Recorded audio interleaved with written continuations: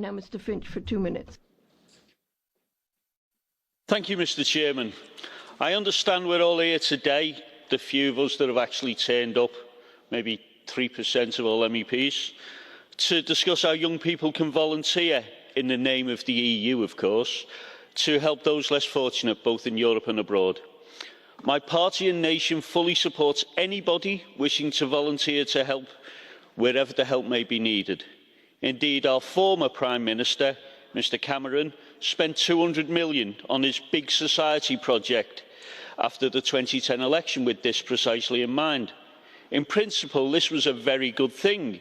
However, because it was political and not social and local, it failed, and nobody now speaks of the Big Society anyway, except ironically.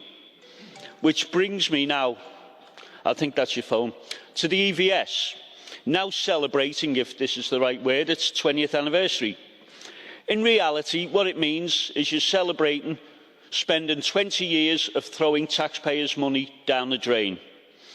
And as if this wasn't enough, the Europe for Citizens programme will cost the taxpayers of our nations a whopping €186 million between 2014 and 2020, but clearly isn't fulfilling this objective, as I see the Culture Committee is now developing another citizenship initiative called the European Civic Service Initiative. Just like every other EU project, it's a waste of money, it's unnecessary and nobody has heard of it.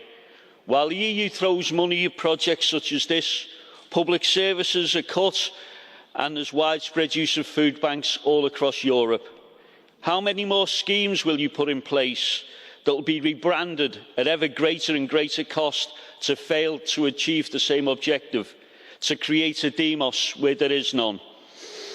While the ostensible goals of these projects are laudable, they're failures under any benchmark and are never really what they say on the tin, so I say stop them now. National governments already do these things. Give them their taxpayers' money back and let them get on with it. You're only doing this to make us all feel part of your nascent EU superstate. Please stop now. Thank you.